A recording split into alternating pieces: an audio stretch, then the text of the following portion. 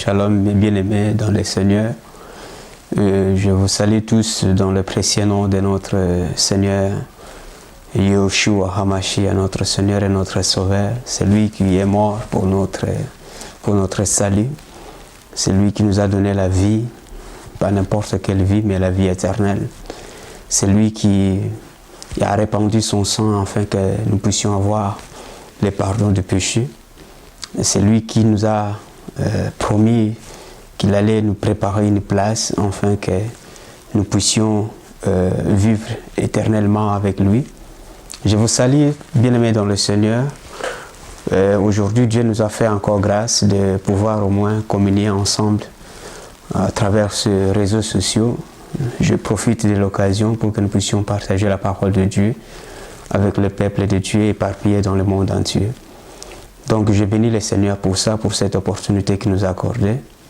Il m'a accordé à moi, il vous a accordé aussi à vous, parce que si vous avez l'occasion de visionner cette vidéo, et ça sera vraiment très bien. Pourquoi? Parce que la parole de Dieu aujourd'hui est tellement rare, et nous voulons faire en sorte que cette parole puisse être notre quotidien chaque jour, parce que de la même manière que nous nourrissons notre corps physique, de la même manière aussi nous devons nourrir notre esprit. La Bible déclare que l'homme ne se nourrira pas seulement, ne vivra pas de pain seulement, mais de toute la parole qui sort de la bouche de Dieu. Donc nous bénissons le Seigneur parce qu'il nous a tellement bénis de toutes les bénédictions célestes dans le puissant nom de Yeshua HaMashiach. J'aimerais partager avec vous un thème que le Seigneur m'a inspiré il y a de cela 4 semaines. Donc j'aimerais revenir sur ce thème parce que ce thème m'a beaucoup fortifié, ce thème m'a beaucoup encouragé et j'aimerais le partager aussi avec le peuple de Dieu qui me regarde à travers ces réseaux sociaux. Donc le thème de ce matin, c'est la crainte de Dieu et ses bénéfices. La crainte de Dieu et ses bénéfices. Donc j'aimerais d'abord remettre cet instant entre les mains de Dieu, et la puissance de Dieu puisse nous aider à entrer dans la profondeur des Saintes Écritures pour que nous puissions révéler la pensée de Dieu. Car la Bible déclare que l'Esprit de Dieu sonde tout et sonde lui-même jusqu'aux profondeurs de la pensée de Dieu. Que le Saint-Esprit puisse nous aider pendant ce moment de lecture, pendant ce moment de partage. Que le Saint-Esprit puisse nous accorder l'intelligence et la sagesse et qu'il m'aide au moins à révéler à mon frère, à ma soeur qui me regarde dans cet instant, que cette parole puisse nous aider dans notre vie chrétienne. Que la puissance de Dieu m'anime, que la puissance de Dieu aussi anime toute personne qui va regarder ce message dans le précieux nom de Yeshua HaMashiach, notre Seigneur et notre Sauveur. Merci Seigneur. Donc ce thème, la crainte de Dieu et ses bénéfices. Vous savez que lorsque Dieu a créé l'homme, il l'a mis dans le jardin, Dieu a voulu tout simplement recevoir de l'homme l'obéissance. Donc l'obéissance tout simplement. Quand on obéit au Seigneur, nous bénéficions tout ce que le Seigneur a prescrit, tout ce que le Seigneur a légué pour que nous puissions vivre dans la paix. Et le Seigneur a mis tout à notre disposition. Mais en guise de retour, nous pouvons craindre le Seigneur et obéir à ses commandements. Et dans la Bible de l'Ancien Testament, dans le livre d'Ecclésiaste, je suis au chapitre 12, le verset 15. La Bible déclare ceci: écoutons la fin du discours, crains Dieu et observe ses commandements. C'est là que doit faire tout homme. Donc là, le roi Salomon arrivait déjà presque à la fin vraiment de sa vie, lui qui avait obtenu la sagesse, lui qui avait obtenu faveur de Dieu, lui qui avait remplacé son père à la royauté, lui qui avait au moins bâti le temple de Dieu, lui qui avait redressé pas mal de choses en Israël. Cet homme, tout au long de sa vie, il a commencé avec Dieu, il a bien commencé avec Dieu, mais arrivé à un certain moment, il a intronisé dans le temple de Dieu les idoles. Mais il va se ressaisir à la fin de sa vie ici sur la terre et il va nous adresser cette lettre, cette livre ou cette lettre pour moi, je crois, c'est une lettre pour moi qu'il a écrit peut-être pour moi, je le pense parce que je parle toujours au singulier. Et il a écrit cette lettre pour que nous puissions au moins comprendre que lorsque nous écoutons un discours, nous devons au moins saisir le sens du discours. Lorsque nous écoutons un enseignement, nous devons saisir le sens de cet enseignement. Lorsque nous écoutons une exhortation, nous devons saisir le sens de cette exhortation. Et surtout à la conclusion. Pourquoi? Parce qu'à la conclusion, on revient à ce que nous avons déjà parlé. À la conclusion, on revient à ce que nous avons déjà développé. Et il dit que écoutez la fin du discours. Cela veut dire la fin de l'enseignement. Cela veut dire la conclusion des messages. Et qu'est-ce qu'il dit? Que crains Dieu et observe ses commandements. Et c'est là qu'il doit faire tout homme. Voilà, alléluia. C'est là qu'il doit faire tout homme. C'est-à-dire que tout homme sur la terre, il a l'obligation de craindre Dieu. Il a l'obligation de craindre Dieu. Pourquoi? Parce qu'en craignant Dieu, vous bénéficierez beaucoup de choses. À des fois, on ne se tient pas compte, on ne se rend même pas compte que nous avons plusieurs à gagner, nous avons plus à gagner lorsque nous craignons le Seigneur. Regardez, frères bien-aimés, nous avons besoin des richesses. Et plusieurs qui ont besoin des richesses, ils vont voir les occultistes pour avoir la richesse. Mais si tu craignais tout simplement le Seigneur, la Bible déclare, tu veux le pouvoir, tu vas chez les occultistes pour les avoir, regarde, ils te donnent ça. Mais en contrepartie, qu'est-ce que vous allez faire? Vous allez sacrifier votre femme, vous allez sacrifier vos enfants, vous allez sacrifier votre mère qui vous a mis au monde, vous allez sacrifier votre père qui s'est consacré tout son temps pour pouvoir vous élever, payer des études que vous avez pour que vous puissiez avoir ces diplômes-là. Mais vous allez les sacrifier pour que vous puissiez avoir de l'argent, pour que vous puissiez avoir de la richesse, pour que vous puissiez avoir au moins le pouvoir que vous cherchez. Mais si tu craignais tout simplement Dieu, ces choses-là aussi tu peux les avoir. Si tu crains tout simplement Dieu. Regardez Adam. Adam ne manquait de rien. Adam dans le jardin, il avait le pouvoir. Adam, il était riche. Adam, il avait la domination sur tout. Adam, il avait le pouvoir de féconder, de remplir la terre. Il était dans la gloire de Dieu. La gloire de Dieu le couvrait. Mais il avait tout perdu tout simplement parce qu'il a désobéi au Seigneur. Si on craignait tout simplement Dieu, nous aurons plusieurs bénéfices. Et certains bénéfices, je peux les énumérer aujourd'hui, j'en ai récolté 7. Il y en a plusieurs, mais j'ai récolté 7. Je ne sais pas si nous aurons le temps de tout finir. Et j'ai récolté quelques-uns qui vont nous aider à comprendre que nous avons intérêt à craindre Dieu et à garder vraiment ses commandements. La Bible déclare que la crainte de Dieu, premier point, c'est le début de la sagesse. Waouh! La crainte de Dieu, c'est le début de la sagesse. Et là, on peut trouver dans le livre des Psaumes, au chapitre 110, le verset 10. Psaume 110, le verset 10. Dans d'autres versions, exemple dans la Bible de Jérusalem, je crois, c'est 111, le verset 10. Donc, Psaume 110, le verset 10, ou bien Psaume 111, le verset 10, il est dit ceci: la crainte de Dieu, c'est le commencement de la sagesse. Lisons-le avec moi. La crainte de Dieu, c'est le commencement de la sagesse. Disons-le avec moi. Donc la crainte de Dieu, c'est le commencement de la sagesse. Et tous ceux qui l'observent ont une raison saine. Sa gloire subsiste à jamais. Donc lorsque nous commençons à craindre Dieu, la première des bénéfices que nous avons, c'est la sagesse. La sagesse divine, bien sûr. Ce n'est pas la sagesse mondaine. Ce n'est pas la sagesse de ces siècles, mais la sagesse divine. Donc, quand nous commençons à craindre Dieu, Dieu nous accorde sa sagesse. Dieu nous donne sa sagesse. Et la sagesse est un élément très important surtout dans notre vie. Et tant qu'humains ici sur la terre, nous avons besoin de la sagesse. Et tant qu'être humain sur la terre, nous avons besoin de la sagesse.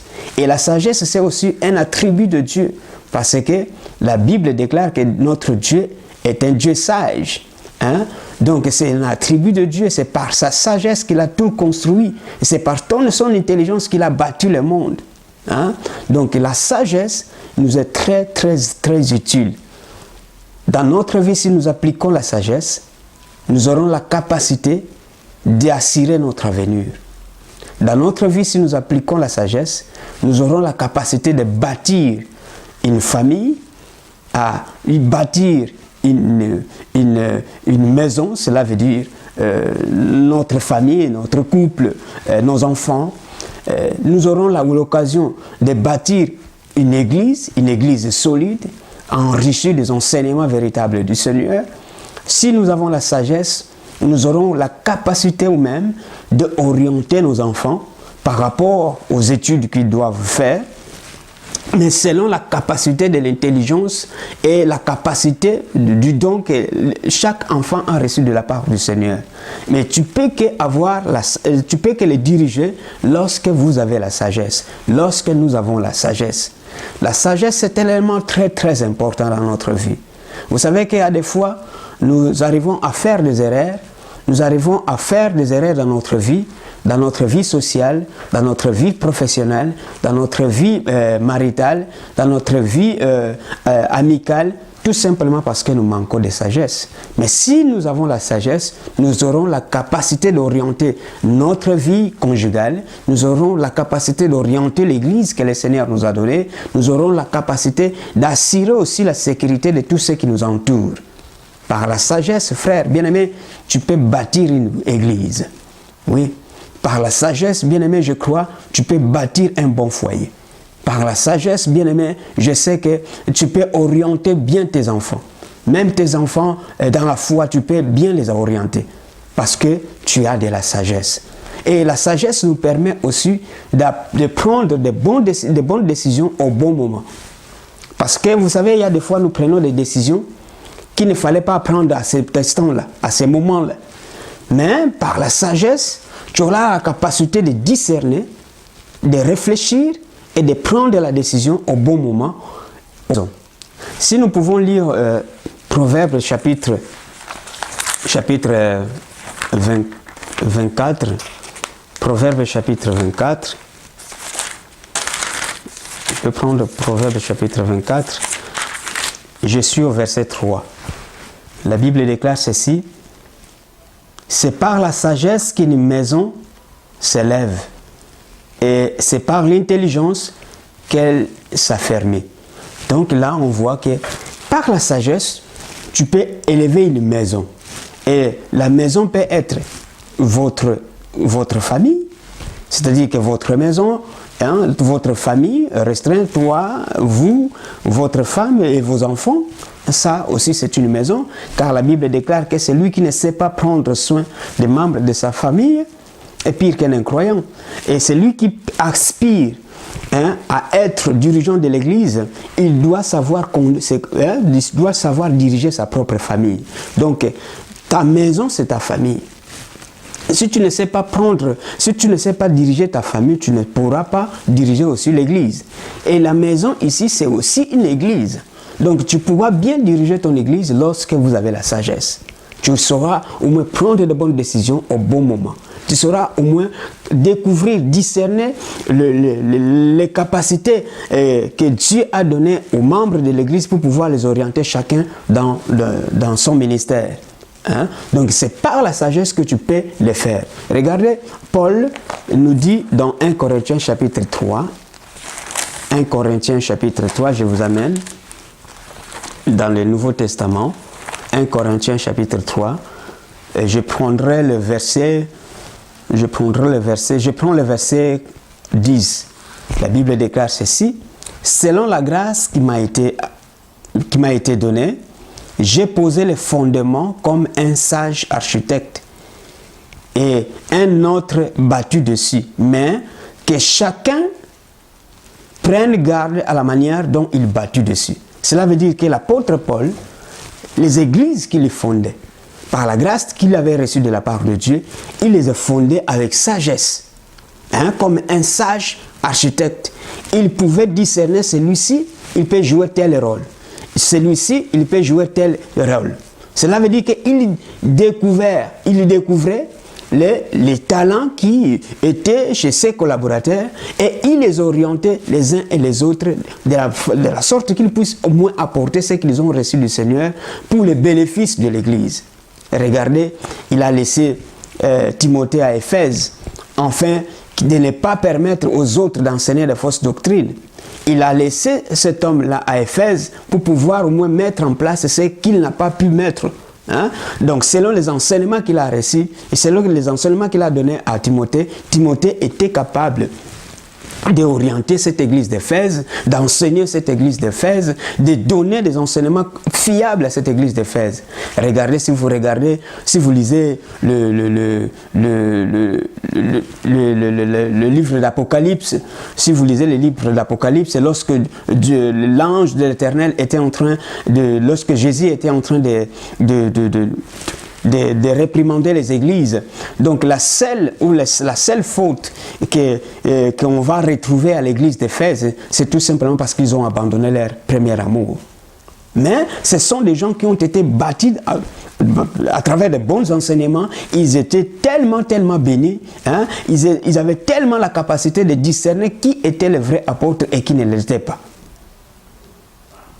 Vous comprenez? Donc, par là, vous verrez que les apôtres ont bâti ces églises-là avec beaucoup plus de sagesse. Et la sagesse, je venais de dire que la sagesse, c'est un don que nous avons reçu de la part du Seigneur.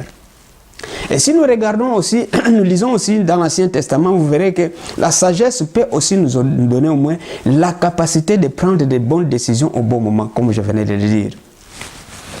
Un homme que nous venons de lire, Salomon, lorsqu'il a pris le pouvoir, il n'a pas cherché sa puissance ailleurs. Il n'a pas cherché la sagesse ailleurs. Il n'a pas cherché sa gloire ailleurs. Or, cet homme, il est allé voir le Seigneur. Qu'est-ce qu'il a dit? Il a demandé la sagesse à Dieu. Lisons 1 Chronique. Je suis au premier chapitre. 1 Chronique, chapitre 1er. 1 Chronique, chapitre 1. Des Chroniques. Je suis au chapitre 1. Nous allons prendre le verset 10. Salomon ici, il va consulter l'Éternel avec l'Assemblée. Salomon, qu'est-ce qu'il va faire? Pendant qu'il va prier, et la nuit, le Seigneur lui est apparu, il lui pose la question, qu'est-ce qu'il demandait, qu'est-ce qu'il voulait en fait dans ses prières. Et Salomon va répondre au verset 10. Accorde-moi donc la sagesse et l'intelligence afin que je sache me conduire à la tête de ces peuples. Car qui pourrait juger ton peuple, ces peuples si grands? Donc, il a demandé la sagesse à Dieu. D'abord, pour qu'il sache comment se conduire. 2, pour juger les peuples, pour diriger les peuples. Donc, la sagesse te permettra aussi de bien se conduire dans la société, de bien se conduire dans l'église, de bien se conduire dans ton foyer, de bien se conduire dans ta famille, de bien se conduire là où tu es, même dans la société, là où tu travailles. La sagesse te permet de bien te comporter. Vous savez, il y a des gens qui ont de mauvais caractères. Ils se pointent quelque part, tout le monde est mal à l'aise. Mais par la sagesse, au moins, tu sauras au moins éviter cet homme, éviter les conflits. Par la sagesse, tu sauras au moins garder l'amitié avec les hommes. Il ne faut pas avoir un ami aujourd'hui, l'abandonner demain, tu cherches encore un autre demain pour abandonner demain. Vous savez que des fois, les gens viendront s'accoler à toi par rapport à ta sagesse. Mais il faut savoir comment se comporter avec ces personnes. Et moi, j'ai toujours dit que vaut mieux garder l'ami qu'on avait déjà avant que d'en prendre un nouveau.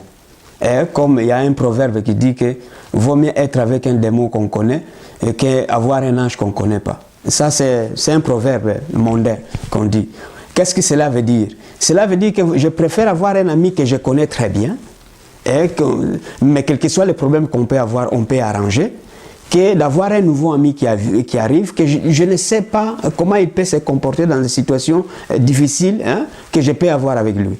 Donc je préfère me réconcilier avec celui que je connais que d'avoir un nouveau ami. Mais il y a des gens, il avait un ami, il va casser cette amitié pour aller consulter notre amitié, pour aller fonder notre amitié. Ça, ce n'est pas bien. Mais j'aime bien aussi avoir des amis qui ont gardé leurs amis des années. Et là, je sais que j'ai au moins l'assurance que si je deviens aussi ami avec cette même personne, nous serons aussi ensemble des années. Pourquoi? Parce que regarde l'autre, ça fait 10 ans qu'ils sont ensemble. Regarde l'autre, parce que ça fait 20 ans qu'ils sont ensemble. Donc moi aussi, je peux être ton ami et on peut aussi durer, si Dieu le permet, on peut aussi durer des années ensemble. Et je sais que, bon, c'est clair que tout le monde n'est pas ton ami, ça c'est clair, mais il faut au moins quand même savoir aussi que ce qu'on a déjà passé, vécu déjà avec la personne pendant au moins 2 ans, 3 ans, 4 ans, 5 ans, c'est déjà significatif. Donc par la sagesse, tu sauras comment te comporter. Par la sagesse, tu sauras comment juger aussi les affaires difficiles. Et le Salomon qui a demandé la sagesse, la Bible déclare que Dieu lui a donné la sagesse. Dieu lui a donné la sagesse, Dieu lui a donné l'intelligence et Dieu lui a donné aussi la richesse. Regardons comment il a jugé le peuple. Prenons par exemple le premier livre du roi, Roi chapitre 1, 1 Roi chapitre 3. Donc la sagesse nous aide à prendre de bonnes décisions au bon moment. 1 Roi chapitre 3, je suis au verset 16.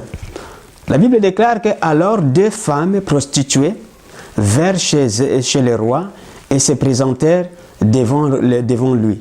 Et ces 2 femmes, c'est l'histoire que vous connaissez, donc je vais les raccourcir à cause du temps. Donc c'est l'histoire que tout le monde connaît. Et c'est la première sentence que Salomon avait prononcée lorsqu'il devint roi. Donc ici, 2 prostituées qui habitaient ensemble.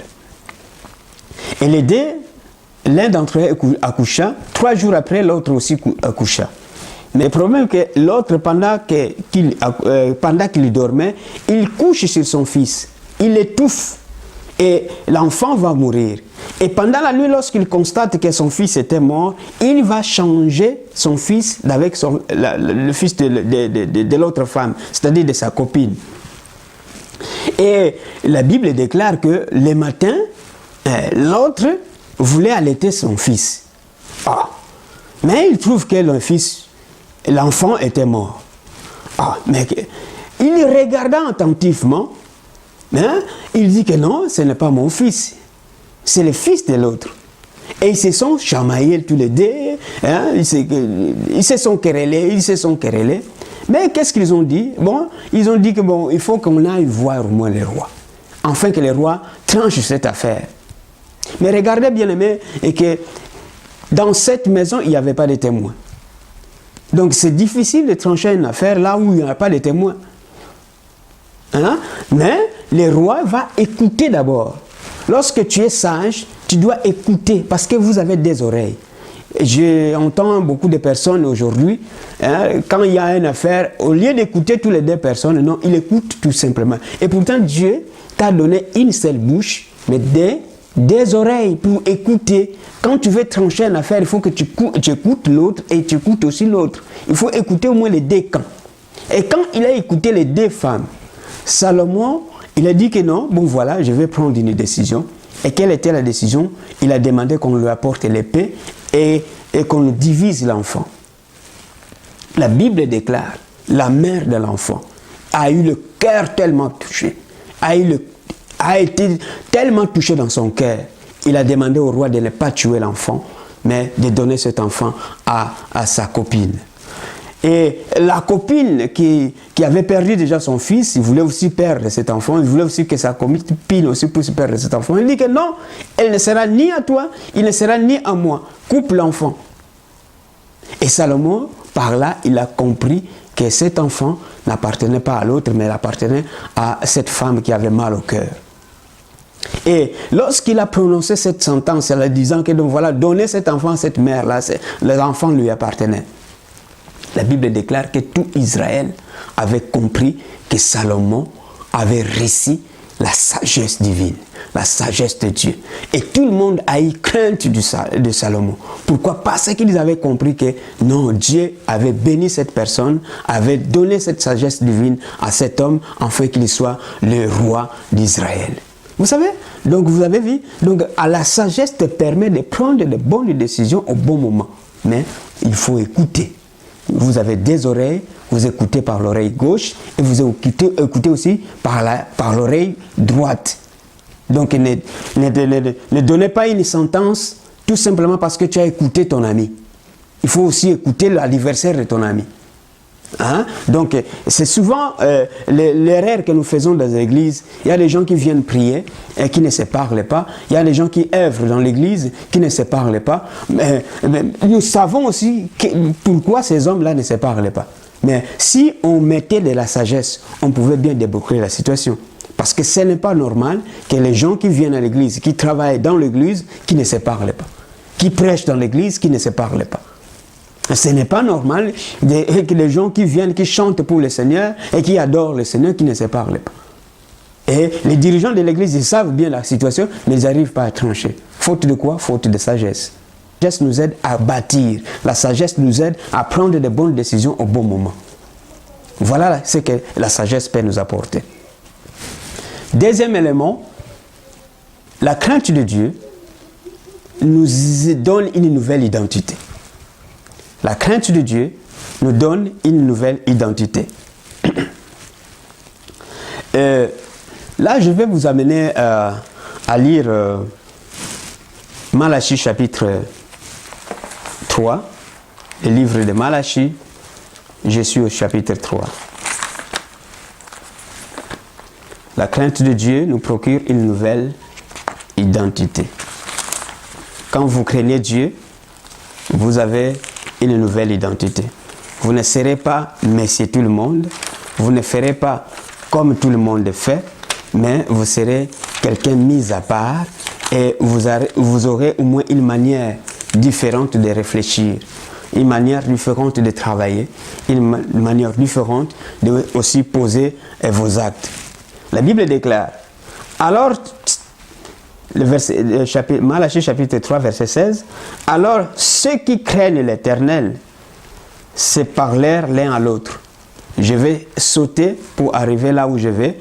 Le verset 18, et vous verrez de nouveau la différence entre les justes et les méchants, entre celui qui sert Dieu et celui qui ne le sert pas. Donc, quand tu crains Dieu, comme le souligne verset 16, il y aura une différence qui va se manifester. Dans le milieu là où tu te trouves, il y aura toujours une différence. Les gens te différencieront avec les autres. Regardez Pierre, on l'a différencié avec tous ceux qui étaient là en train de s'échauffer, tout simplement par rapport à sa manière de se conduire, par rapport à sa manière de parler, par rapport à sa manière de réfléchir. Et les gens ont compris que non, toi aussi tu étais avec le Seigneur. Par rapport à quoi? Par rapport à sa manière de se tenir là, de se comporter. Elle a démontré que cet homme est différent. Cet homme craint Dieu. Cet homme est différent par rapport à nous. Donc la sagesse, la crainte de Dieu, pardon, il te donnera une nouvelle identité. Parce que tu crains Dieu. Celui qui craint Dieu, c'est celui qui se comporte différemment dans la société. Même dans nos églises, vous verrez la différence entre l'église qui craint Dieu et l'église qui ne craint pas le Seigneur. Vous verrez par la manière dont les fidèles sont en train de se comporter, vous verrez que cette église-là, oh wow! Donc cette église-là, elle marche vraiment dans la crainte de Dieu. Et cette église-là, non. Ici, les gens viennent que se rassembler comme un club. Ils viennent passer leur temps. Pourquoi? Parce qu'ils n'ont pas quelque chose à faire à la maison. Mais cela ne doit pas être comme ça chez les enfants de Dieu. Un enfant de Dieu doit être différent par rapport aux autres. Pourquoi? Parce que tu as été mis à part. C'est l'essence même de l'Église. L'Église, ce sont les gens qui ont été appelés hors d'eux. Donc tu dois être différent. Tu dois vraiment être différent. Donc là où il n'y en a pas l'amour, toi tu sèmes l'amour. Parce que tu as l'identité de l'amour. Tu as l'identité de Dieu. Dieu est amour. Hein? Donc celui qui craint Dieu, il a une nouvelle identité. Je vais vous amener, si on peut lire quelque chose. On peut lire quelque chose ici dans l'Ancien Testament. Je peux prendre le livre de Daniel, chapitre 3. Hein? Daniel, chapitre 3. Vous verrez qu'ici, dans cette histoire, la Bible déclare qu'il y avait des gens qui se sont complotés contre Shadrach, contre Meshach, contre Abednego. Et ils ont vu que ces gens-là n'adoraient pas les faux dieux. Ces gens-là étaient différents par rapport à eux. Et ils ont comploté contre ces quatre Hébreux, afin de les amener à se soumettre à leurs lois, à se soumettre à leur manière de faire les choses, à se soumettre à leurs principes, à se soumettre à leur idolâtrie. Alors la Bible déclare que ces gens-là sont allés voir les rois pour que les rois puissent au moins ériger un statut. Et au moment où la trompette sonnera, tout le monde devait se prosterner et devait adorer la statue. Mais il s'est avéré que parce que ces gens-là craignaient Dieu, Shadrach, Meshach et Abednego, ils étaient dans la crainte de Dieu, ils se sont différenciés des autres. Hein? Ces gens-là, ils s'identifiaient à leur peuple. Parce que dans l'identité, nous avons non seulement les noms, mais nous avons aussi l'affiliation. Hein? Nous sommes le peuple de Dieu. Nous sommes le peuple de Dieu, nous devons nous comporter autrement que les autres. Et la Bible déclare que le verset, je vais prendre le verset 6, quiconque ne se prosternera pas et n'adorera pas sera jeté à l'instant même au milieu d'une fournaise ardente. Mais ces gens-là, si vous lisez la suite, lorsqu'ils ont sonné la trompette, lorsqu'ils ont sonné lorsqu'ils ont chanté, lorsqu'ils ont sonné les chalumeaux et tout ça là, tout le monde s'est prosterné sauf les trois. Ils se sont distingués. Pourquoi? Parce qu'ils avaient une nouvelle identité. Ils avaient une nouvelle identité. Amen, amen. Ils avaient une nouvelle identité. Ils vont même être amenés devant les rois pour les faire peur.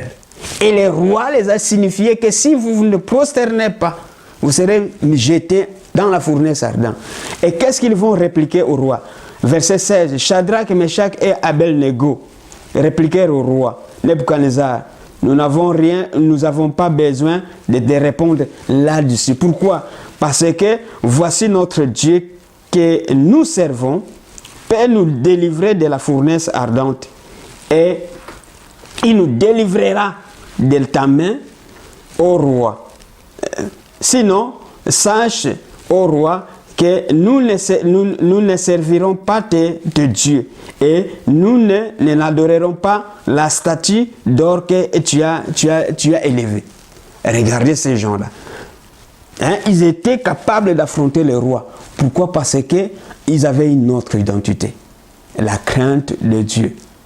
Que lorsque tu crains Dieu, tu auras une nouvelle identité. Pourquoi? Parce que tu sais que tout ce qui peut venir, Dieu est au contrôle. Il peut me délivrer de la fournaise, non seulement de la fournaise, mais il peut aussi me délivrer de la main du roi. Et c'est ce qui s'est passé. Dieu a intervenu. Pas pendant qu'on l'a mené, non. Dieu a intervenu lorsqu'ils étaient dans la fournaise ardente. La Bible déclare que, est-ce que nous n'avons pas ajouté 3 personnes? Mais il y a une 4e personne qu'on voit là, qui a la face de Dieu, le Fils de Dieu. Dieu est capable de te délivrer. Pourquoi? Parce que tu as une nouvelle identité. Parce que tu les crains. Parce que tu les crains. Marche dans la crainte de Dieu. Personne ne mettra la main sur toi parce que toi tu crains Dieu. Personne. Personne ne mettra la main sur toi. Mais bon, voilà, nous allons chercher la protection ailleurs. Au lieu de craindre Dieu, mais nous allons chercher chez les occultistes qui nous donnent la protection, chez les marabouts qui nous donnent la protection. Je ne sais pas sur qui ce soit, pour que tu puisses avoir au moins la protection. Or, si tu craignais seulement Dieu, tu auras à bénéficier de toutes ces choses-là. La crainte de Dieu, il te procure une nouvelle identité. Hein? La crainte de Dieu te donne une nouvelle identité. Et regardez même dans le Nouveau Testament, Jean et Pierre, on les a arrêtés, on les a fouettés, on les a interdits de ne pas prêcher le nom de Christ. Et ils ont dit, est-ce que c'est avantageux de vous obéir? Non, il vaut mieux obéir à Dieu que les hommes. Pourquoi? Parce qu'ils avaient une nouvelle identité. Hein? La Bible déclare que ceux qui sont en Christ Jésus, et ils ont une nouvelle identité. Les choses anciennes sont passées, voici toutes les choses sont devenues nouvelles. Parce que vous êtes renouvelés en Christ, vous êtes nés en Christ, vous êtes nés en Dieu, parce que vous avez la nouvelle identité. Voilà, nous avons plusieurs éléments à bénéficier. Mais bon, l'État nous fait défaut, nous allons prier les deux. Et voilà Seigneur, voilà mon frère, voilà ma soeur. Nous arrivons à la fin de ce message aujourd'hui. Bon, nous avons développé au moins des sous-thèmes, des points. Donc la sagesse et l'identité. Donc celui qui craint Dieu, il reçoit la sagesse divine. Celui qui craint Dieu, Dieu lui donne aussi une nouvelle identité. Pourquoi? Parce que lorsque vous craignez Dieu, vous serez différent dans la société par votre manière de se comporter, par votre manière d'être, par votre manière de prendre vos décisions. Donc, elle va vous différencier par rapport aux autres. Vous serez différent. Partout où vous irez, vous ferez la différence. Même dans la société là où vous travaillez, vous serez différent. Même dans les quartiers là où vous vivez, vous serez différent. Les gens remarqueront que cet homme-là, cette femme-là, elle craint Dieu. Hein? Donc, craignez l'Éternel. Vous n'avez rien à perdre. Au contraire, vous avez tout à gagner. Vous avez vraiment à gagner. Parce que vous craignez le Seigneur. Donc, je rends encore grâce à mon Dieu parce qu'il nous a permis que nous puissions partager ce thème. Donc, ce n'est pas encore fini. Il y a plusieurs éléments à développer. Donc, nous viendrons encore prochainement pour que nous puissions encore approfondir ce sujet. Que Dieu vous bénisse. Que la gloire de Dieu soit votre partage. Et à bientôt.